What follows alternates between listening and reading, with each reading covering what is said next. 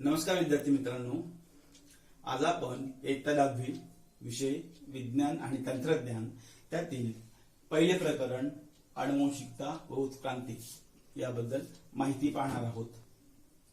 मुलांनो, आनुवंशिकता म्हणजे काय? तर एका पिढीतील लक्षणे जनुकाद्वारे पुढच्या पिढीमध्ये संक्रमित होणे याला आनुवंशिकता असे म्हणतात. म्हणजे काय? तर माता पित्यांमधील शारीरिक आणि मानसिक लक्षणे पुढच्या पिढीमध्ये संक्रमित होणे यालाच आनुवंशिकता असे म्हणतात. उदाहरणार्थ, कुत्र्याची पिले कुत्र्यासारखी असतात, मांजरीची पिले मांजरीसारखी असतात. हे कशामुळे? तर आनुवंशिकतेमुळे. मुलांनो, आनुवंशिकता या प्रकरणाला सुरुवात करण्यापूर्वी आपण आनुवंशिकता त्याचा विकास का झाला, त्याची सुरुवात कधी झाली, म्हणजेच थोडक्यात कोणत्या शास्त्रज्ञांनी कोणतं योगदान दिलं याबद्दल आपण थोडं पाहूया आणि मग प्रकरणाला पुढे सुरुवात करूया. मुलांनो, ग्रेगर जोहान मेंडेल या शास्त्रज्ञाने आनुवंशिकतेचा प्रारंभ केला. 1886 मध्ये बऱ्याच कालावधीपर्यंत संशोधन करून त्यांनी या आनुवंशिकतेचे निष्कर्ष शोधले. पुढे 1901 साली युगोधरीस यांनी उत्परिवर्तन हा सिद्धांत मांडला. या सिद्धांतामध्ये अचानक घडणाऱ्या घटनांमधील कार्यकारण भाव समजला. 1902 साली वॉल्टर सटन यांनी नाकतोडा या प्राण्याच्या शरीरातील पेशींमध्ये गुणसूत्राची जोडी पाहिली. म्हणजे त्याच्या आधी गुणसूत्रे हा शब्दही माहित नव्हता आणि सजीवांच्या शरीरामध्ये गुणसूत्रे असतात याची त्याच्यापूर्वी कल्पनाही नव्हती. म्हणजे जनुकाचे वहन गुणसूत्रामार्फत होते हे जेव्हा माहित पडलं तेव्हा या आनुवंशिकतेच्या संशोधनाला खरी सुरुवात झाली. 1944 साली ओस्वाल्ड एव्हरी, मॅकलिन मॅकार्थी, कॉलिन मॅकलाइड या तिघांनी विषाणू वगळता सगळ्या सजीवांच्या शरीरामध्ये डीएनए हीच आनुवंशिक सामुग्री असते हे सिद्ध केले. सगळ्या सजीवांच्या शरीरामध्ये डीएनए हीच आनुवंशिक सामग्री असते हे सिद्ध केले. 1961 साली फ्रॅकाइस जेकब व जॅक मोनॉल्ड यांनी डीएनए द्वारे होणारे प्रथिन संश्लेषणची प्रतिकृती तयार केली आणि या प्रतिकृतीद्वारे डीएनए मध्ये दडलेले जनुकीय संकेत उलगडण्यास मदत झाली. अशा प्रकारे वेगवेगळ्या शास्त्रज्ञांनी ही आनुवंशिकता च्या संशोधनाला मदत केली. मुलांनो, या आनुवंशिकतेचे उपयोग काय? तर आनुवंशिक विकृती समजण्यासाठी, आनुवंशिक विकृतीचे निदान करण्यासाठी आणि आनुवंशिक विकृतीवर उपचार करण्यासाठी ही आनुवंशिकता फार महत्वाची आहे. त्याचबरोबर प्राण्यांमध्ये संकर घडवून आणण्यासाठी, वनस्पतीमध्ये संकर घडवून आणण्यासाठी या आनुवंशिकतेचा उपयोग होतो. ज्या ज्या ठिकाणी सूक्ष्मजीवांचा वापर होतो, ज्या ज्या उद्योगधंद्यामध्ये सूक्ष्मजीवांचा वापर होतो त्या त्या ठिकाणी या आनुवंशिकतेचा उपयोग होतो. मुलांनो, ही आनुवंशिकता समजण्यासाठी आपल्याला आधी थोडं मागे डोकावून पाहावं लागेल. प्रत्येक प्राण्याच्या पेशीमध्ये, प्राणी एकपेशी असो का बहुपेशी असो, प्रत्येक प्राण्याच्या पेशीमध्ये गुणसूत्रे असतात. रचना बघा, गुणसूत्रे असतात. गुणसूत्रे हे जोडीने असतात, एक्स गुणसूत्र आणि वाय गुणसूत्र. प्रत्येक प्राण्याच्या पेशीच्या केंद्रकामध्ये असं गुणसूत्र असतं. गुणसूत्र हे डीएनएच्या धाग्यांपासून तयार झालेलं असतं. हे जे गुणसूत्र आहे ते डीएनएच्या धाग्यांपासून तयार झालेलं असतं. हा डीएनए धागा जर आपण मोठा करून पाहिला तर त्याची रचना अशी असते. डीएनए धागा हा दोन सर्पिलाकार धाग्यांपासून मिळून तयार झालेला असतो. काय म्हटलं मी? डीएनए धागा हा दोन सर्पिलाकार धाग्यांपासून, हे दोन सर्पिलाकार धागे एकमेकांना नायट्रोजनयुक्त पदार्थांनी जोडलेले असतात. हे जे नायट्रोजनयुक्त पदार्थ आहे ते पदार्थ ऍडेनिन, थायमिन, ग्वानिन, सायटोसिन अशा पदार्थांनी बनलेले असतात. हे जे दोन डीएनएचे धागे आहेत ते दोन डीएनएचे धागे या दोन ऍडेनिन, थायमिन किंवा ग्वानिन, सायटोसिन अशा प्रकारच्या नायट्रोजनयुक्त रेणूंनी जोडलेले असतात. मुलांनो, या डीएनए धाग्याच्या रचनेमध्ये ठराविक असा एक नायट्रोजनयुक्त प्रथिनांचा संच असतो. तो जो नायट्रोजनयुक्त पदार्थाच्या पासून बनलेल्या प्रथिनांचा जो संच असतो त्याला जनुक म्हणतात. हे जनुके काय करतात तर प्रथिनांची निर्मिती करतात. म्हणजे डीएनएचे जो धागा असतो त्या धाग्यामध्ये ठराविक नायट्रोजनयुक्त पदार्थांचा घटक असतो, त्याला जनुक म्हणतात. आणि हा जनुक एका पिढीपासून पुढच्या पिढीकडे गुणधर्म वाहून नेण्याचं काम करतो. जनुकाचं काय काम आहे तर प्रथिनांची निर्मिती करणं. प्रथिनांची निर्मिती झाली की आरएनए निर्माण होतात आणि या आरएनए निर्मिती प्रक्रियेलाच प्रतिलेखन असे म्हणतात. तर विद्यार्थ्यांनो, आपण पुढचा मुद्दा पाहूया. उत्क्रांती. उत्क्रांती ही एक क्रमिक प्रक्रिया आहे. उत्क्रांतीमुळे सजीवांच्या जीवांचा विकास होतो. पर्यावरणामध्ये राहत असताना वैशिष्ट्यपूर्ण लक्षणांमध्ये, गुणधर्मामध्ये हळूहळू बदल होत जातात आणि नवीन जीव निर्माण होतो, नवीन जीव उदयास येतो. त्याला म्हणतो आपण उत्क्रांती. विद्यार्थ्यांनो, जवळजवळ 3.5 अब्ज वर्षापूर्वी या पृथ्वीवर कोणत्याही जीवाचं अस्तित्व नव्हतं. सुरुवातीला या पृथ्वीवर काही मूलद्रव्ये अस्तित्वात होते. या मूलद्रव्यांपासून साधे कार्बनी आणि अकार्बनी पदार्थ निर्माण झाले असावे. या साध्या कार्बनी पदार्थापासून जटिल कार्बनी आणि अकार्बनी पदार्थ निर्माण झाले असावे. या जटिल कार्बनी आणि अकार्बनी पदार्थापासून काही संयुगे निर्माण झाले असावे, जसे अमिनो आम्ले, प्रथिने. या प्रथिनांपासून आणि अमिनो आम्लापासून मूळ पेशी निर्माण झाल्या असाव्यात. ह्या मूळ पेशी आहे, बदलत्या पर्यावरणामध्ये जर त्यांनी त्यांचा विकास साधण्याची प्रक्रिया त्यांच्यामध्ये झाली असेल तर त्या पेशी जिवंत राहिल्या असतील, अन्यथा त्या मेल्या असतील.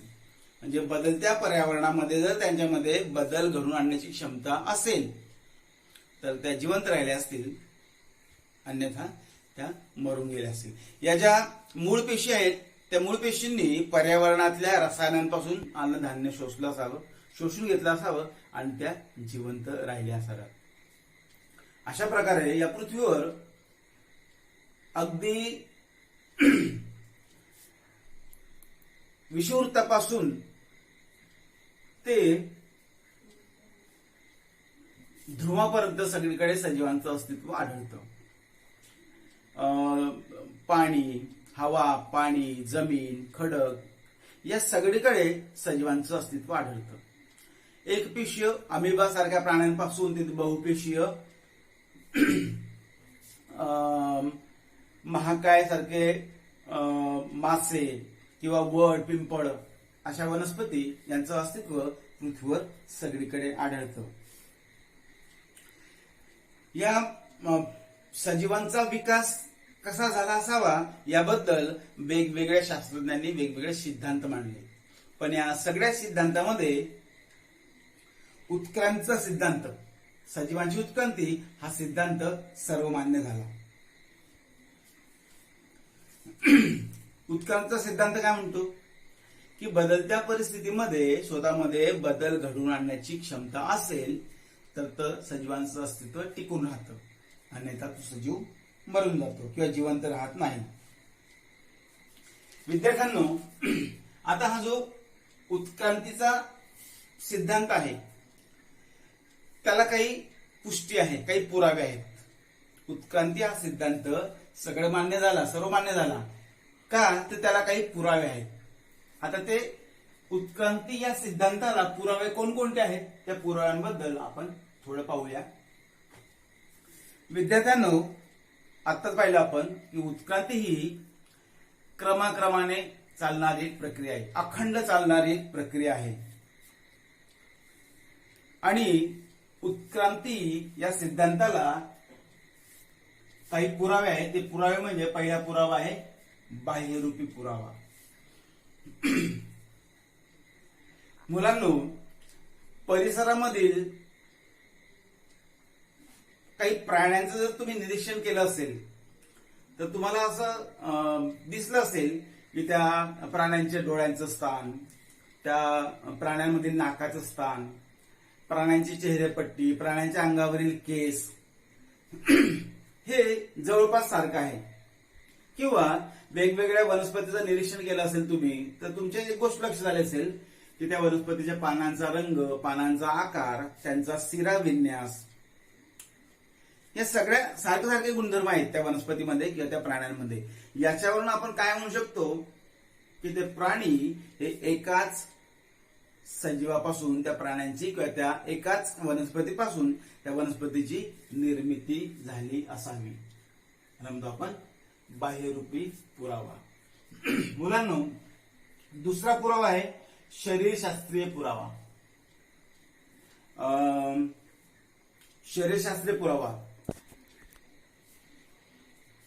मानवाचा हात, बैलाचा पाय, वटवाघळाचा पंख आणि देवमाशाचा पर यांचं जर निरीक्षण केलं आपण तर हे सगळ्यामध्ये भिन्नता पाहायला मिळते.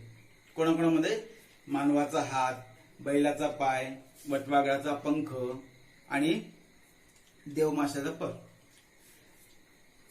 त्यांचं वेगवेगळ्या प्राण्यांमध्ये त्यांचं कार्य पण वेगवेगळं आहे, त्यामुळे त्यांची रचना पण वेगवेगळी आहे. वरवर पाहता याच्यामध्ये कोणतंही साम्य नाही. पण मुलांनो, त्यांच्या हाडांची रचना जर आपण पाहिली तर त्या हाडांच्या रचनेमध्ये आणि हाडांच्या जोडणीमध्ये आपल्याला साम्य दिसून येतं. आणि या हाडांच्या जोडणीमध्ये असलेल्या साम्यावरून आपल्याला असं म्हणता येईल की ते सर्व प्राणी एकाच जीवापासून निर्माण झाले असावे. मुलांनो, पुढचा पुरावा आहे अवशेषांगे. अवशेषांगे म्हणजे काय? एखाद्या सजीवामध्ये ऱ्हास पावलेला किंवा एखाद्या प्राण्याच्या शरीरामध्ये ऱ्हास पावलेला किंवा अपूर्ण वाढ झालेला निरुपयोगी अवयव म्हणजे अवशेषांगे. काय म्हटलं मी? अवशेषांगे म्हणजे काय? एखाद्या सजीवाच्या शरीरातील निरुपयोगी अवयव म्हणजे अवशेषांगे होय. पर्यावरणामध्ये एखादा सजीव जगत असताना अचानकपणे त्याला नवीन इंद्रिय किंवा नवीन अवयव निर्माण होत नाही. तर अवयव निर्माण होण्यासाठी ही क्रमिक प्रक्रिया आहे आणि सावकाश होणारी एक प्रक्रिया आहे. समजा एखाद्या प्राण्यामध्ये एखादा अवयव त्याला निरुपयोगी आहे, पण तोच अवयव दुसऱ्या प्राण्यामध्ये मात्र उपयोगी असतो. म्हणजे एक अवयव एका प्राण्यामध्ये अवशेषांगी असेल पण तोच अवयव दुसऱ्या प्राण्यामध्ये अत्यंत उपयुक्त असू शकतो. जसं मी उदाहरण दिलं तुम्हाला, मानवाच्या शरीरामध्ये असलेलं आंत्रपुच्छ हे एक मानवाचं अवशेषांग आहे, निरुपयोगी अवयव आहे. पण हेच अवयव शाकाहारी प्राण्यांमध्ये मात्र कार्यरत आहे. शाकाहारी प्राण्यांचा ते एक अत्यंत उपयुक्त अवयव आहे. म्हणजे एका सजीवामध्ये एखादा अवयव निरुपयोगी असेल, पण तेच अवयव दुसऱ्या सजीवामध्ये मात्र अत्यंत उपयुक्त अवयव असतो. त्याचबरोबर मानवाचे जे कान आहेत, त्या कानामध्ये जे स्नायू आहेत, ते स्नायू माणसाला निरुपयोगी आहेत, पण माकडाच्या कानामध्ये ते स्नायू आहे आणि ते कान हलवण्यासाठी त्या स्नायूंची त्यांना उपयोग होत असतो. मानवाच्या तोंडामध्ये अक्कलदाढ आहेत, त्या अक्कलदाढाचा मानवाला काही उपयोग नाही, पण हीच अक्कलदाढा श्रवण करणाऱ्या प्राण्यांमध्ये मात्र ते अत्यंत उपयुक्त आहे. म्हणजे तर मुलांनो, या अवशेषांगावरनं आपण असे म्हणू शकतो की भिन्न परिस्थितीमध्ये जगत असताना जर पर्यावरणामध्ये काही बदल झाला तर ते सजीव स्वतःमध्ये पर्यावरणपूरक बदल घडवून आणतो. त्यामुळे नवीन अवयवाची निर्मिती होते, पण आणि जुने अवयव लोप पावतात. पण नवीन अवयवाची निर्मिती ही होण्यासाठी लाखो वर्ष लागतात आणि जुने अवयव निकामी होतात, निरुपयोगी होतात. मुलांनो, आपला पुढचा उत्क्रांतीचा पुरावा आहे पुराजीव विषयक पुरावे, म्हणजे जीवाश्म विषयक पुरावे. मुलांनो, मी तुम्हाला जर विचारलं की लाख वर्षापूर्वी कोणते प्राणी अस्तित्वात होते, तर तुम्हाला याचं उत्तर द्यायचं म्हटलं तर तुम्ही काय कराल, काय विचार कराल? कोट्यावधी वर्षापूर्वी कोणत्या प्राणी अस्तित्वात होते? या प्रश्नाचं उत्तर पृथ्वीच्या पोटामध्ये, पृथ्वीच्या अंतर्गाभामध्ये दडलेलं आहे.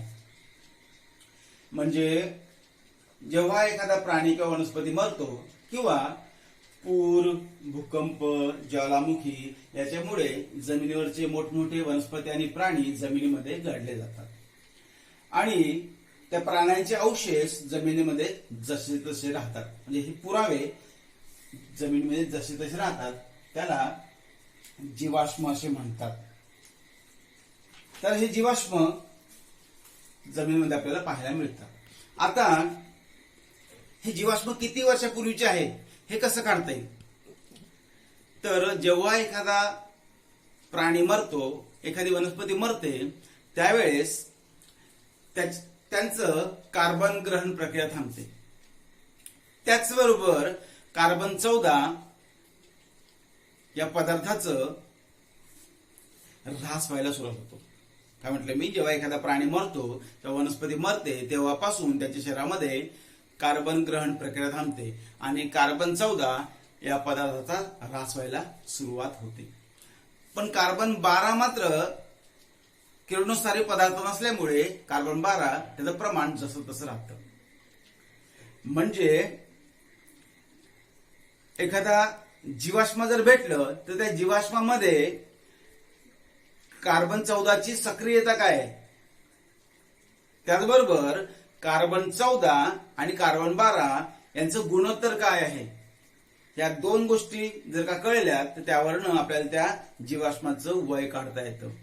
त्याला म्हणतो आपण कार्बनी वयोमापन.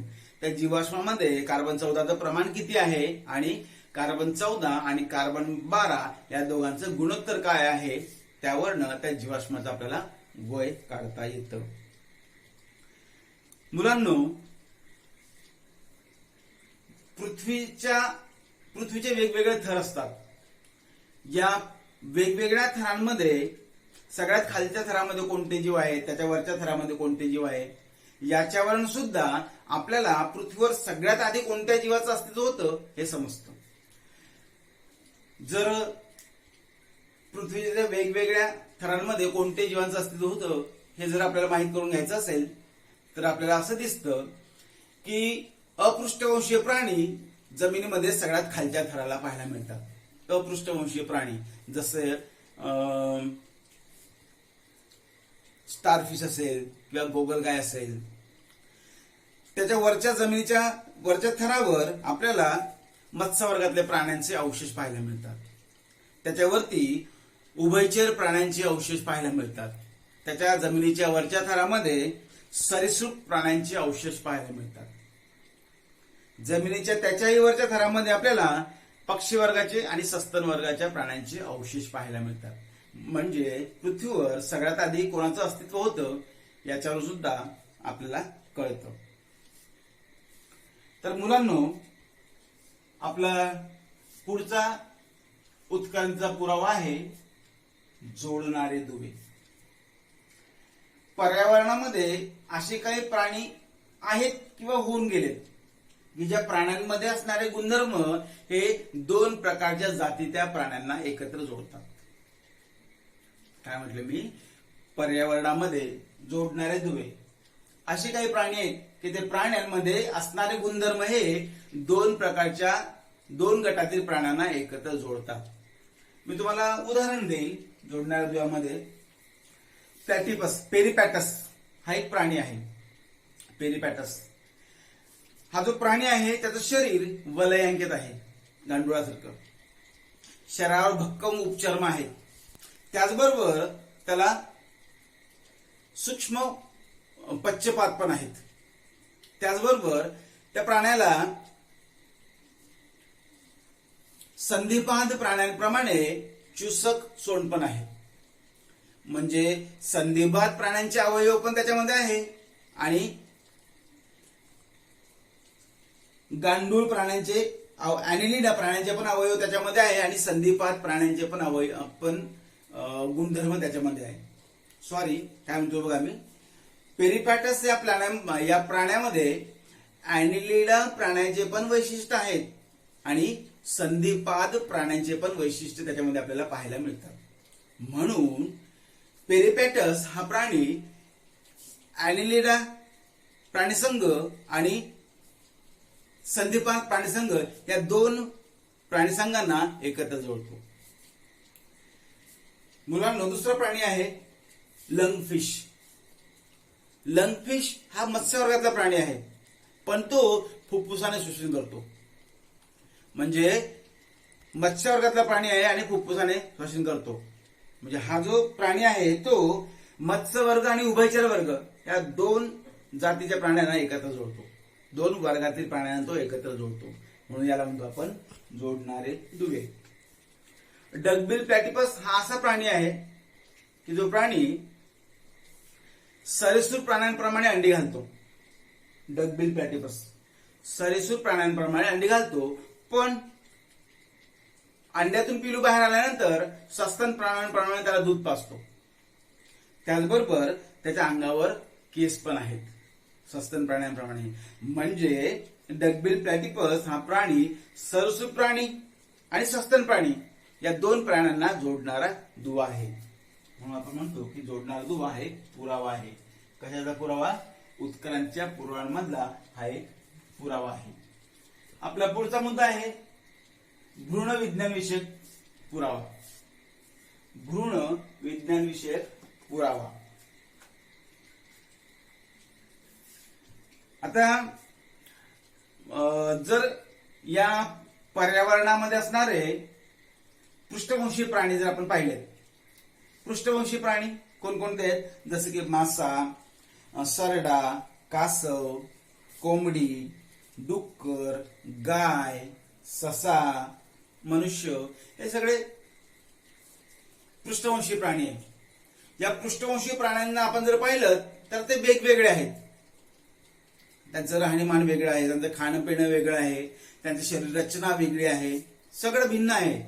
पण या प्राण्यांचा भ्रूणाची पहिली अवस्था जर पाहिली तुम्ही, या सगळ्या पृष्ठवंशी प्राण्यांचे भ्रूण जर पाहिले तुम्ही तर ते भ्रूण सगळे सारखेच आहेत. यांच्या भ्रूणांची पहिली अवस्था जी आहे ती अवस्था सारखी आहे. आणि त्या भ्रूणांच्या अवस्थेवरनं आपण असं म्हणू शकतो की या पृथ्वीवरचे जेवढे सगळे पृष्ठवंशीय प्राणी आहेत हे सगळे पृष्ठवंशी प्राणी या एकाच प्राण्याच्या जातीपासून निर्माण झालेले असावेत. असं हे उत्क्रांतीचे पुरावे आहेत की जे पुरावे स्पष्ट करतात की सजीवांची जी उत्पत्ती आहे, सजीवांचा जो क्रमविकास झालेला आहे, हा सजीवांचा क्रमविकास हा उत्क्रांतीनुसारच झालेला असावा.